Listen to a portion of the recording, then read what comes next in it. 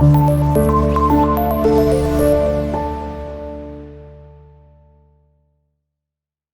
वालेकुम students, welcome to class 9। I am Seerat Ali, your maths teacher. आज के इस लेक्चर से हम स्टार्ट करेंगे unit number 8 which is about logic.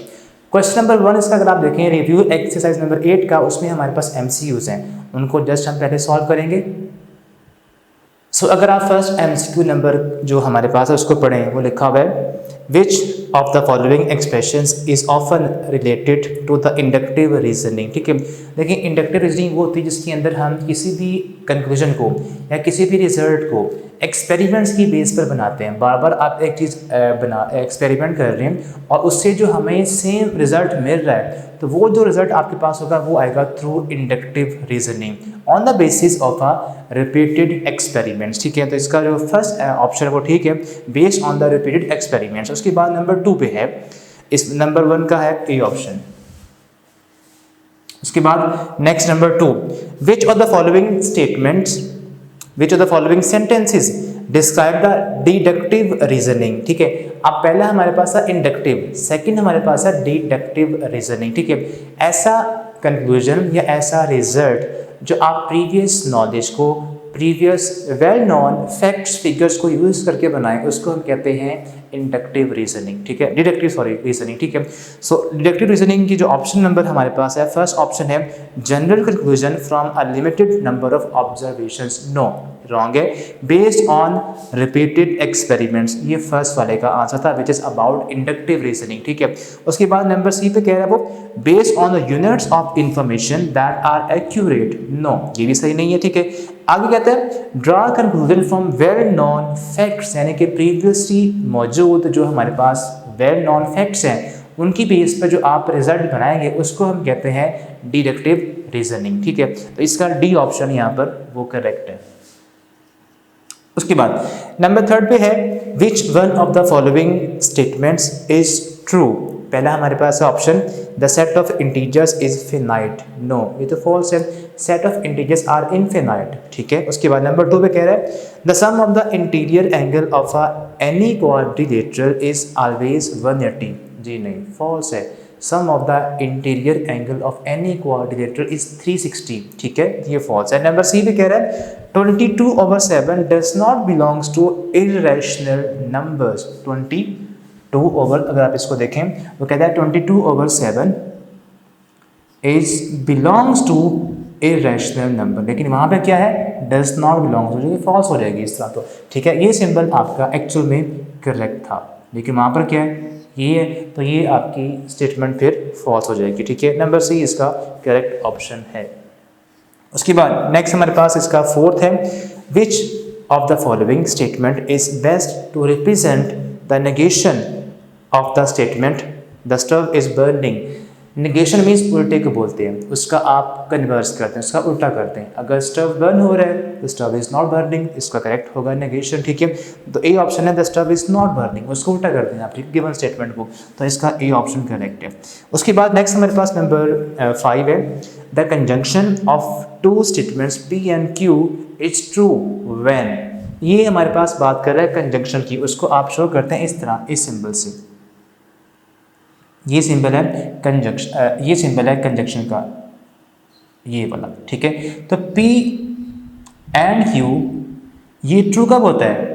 ठीक है, ये ट्रू उस केस में होता है जब हमारे पास दोनों की दोनों ट्रू हों, अदरवाइज ये फॉल्स ही होता है। ठीक है, इसका बी ऑप्शन है both P and Q are true, उसी वक्त ये क्या होगा, ये ट्रू होगा, इसका बी ऑप्शन करेक्ट है। ठीक है, उसके बाद नंबर 6 पे कह रहे हैं a conditional is regarded as false only when. Conditional होता है इस तरह, ये लाइन शो करती है कंडीशनल को, सिंगल साइड पे अगर एरो आए। ठीक है, ये ट्रू तभी हो, ये फॉल्स कब होता है, ये फॉल्स तब होता है जब हमारे पास P जो फर्स्ट स्टेटमेंट है वो हो जाए ट्रू और Q जो सेकंड स्टेटमेंट है वो फॉल्स हो जाए। ठीक है, पहली ट्रू इसको बोलते हैं, हमारे पास ये होती है, इसका नाम यहाँ पर लिखा हुआ है, इट इज एंटीसीडेंट। ठीक है, और ये होता है कॉन्सिक्वेंट, सेकंड को बोलते हैं कॉन्सिक्वेंट और फर्स्ट को बोलते हैं antecedent. When antecedent is true and consequent is false, then हमारे पास ये जो कंडीशनल है ये उस केस में फॉल्स होता है, ठीक है। तो ये हमारे पास जो पहला ऑप्शन है इसका 6 का, when antecedent is true and consequent is false, यानी कि पहला ट्रू और नेक्स्ट जो सेकंड है वो फॉल्स हो जाए तो ये फॉल्स होता है, तो इसका ए ऑप्शन ठीक है। नंबर 7 पे कह रहे हैं कंट्रापोजिटिव ऑफ Q इम्प्लाइज P, ठीक है। हमारे पास क्या है, Q इम्प्लाइज P, इसको इम्प्लाइज भी आप पढ़ते हैं, ठीक है। अब इसका आपने बताना है कंट्रापोजिटिव, ठीक है। अब कंट्रापोजिटिव क्या होता है, इसमें आपने करना ये होता है कि आपने इनको उल्टा भी करना है, ठीक है। P पहले आ जाएगा और Q बाद में आ जाएगा, साथ में दोनों का नेगेशन भी फाइंड करना है। ये बन गया कंट्रापोजिटिव, ठीक है। कंट्रापोजिटिव के अंदर जो हमारे पास गिवन कंडीशनल है उसको उल्टा भी करेंगे और दोनों के साथ नेगेशन भी आएगा, तो ये हमारे पास देखने इसका कौन सा बनता है, इसका सी ऑप्शन ही बनता है, नंबर 7। नंबर 8 पे कहते हैं the statement every integer greater than 2 is a sum of 2 prime numbers, ठीक है।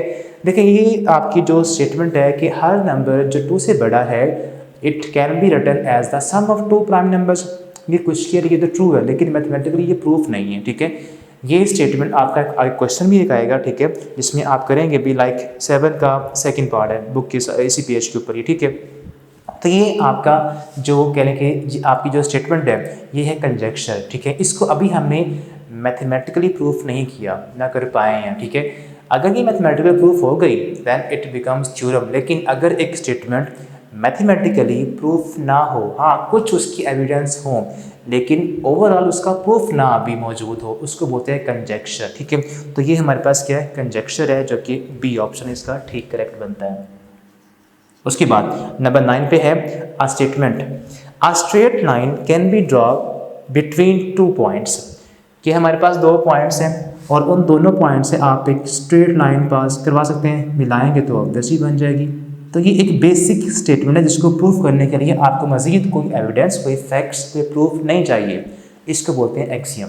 ये हमारे पास क्या है, इट इज़ एन एक्सियम, तो इसका सी ऑप्शन, ठीक है। तो एक्सियम एक ऐसी स्टेटमेंट होती है जिसको प्रूफ करने के लिए आपको मज़ीद कोई प्रूफ या जिसको यानी कि ट्रू कहलवाने के लिए आपको मज़ीद कोई कहने के आर्गूमेंट्स, कोई बेसिक चीज़ होती है, ठीक है, कोई प्रूफ आपको नहीं चाहिए होता इसको ट्रू करने के लिए, so it is an axiom.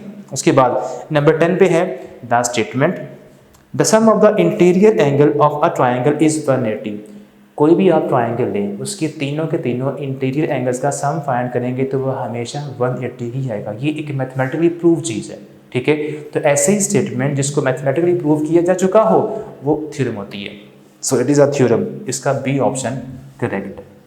तो ये थे हमारे पास कहने के सोल्यूशन ऑफ MCQs जो कि आपने अंडरस्टैंड होप सो कर लिए होंगे। इसके बाद हम सॉल्व करेंगे क्वेश्चंस को, तब तक के लिए अल्लाह हाफिज़।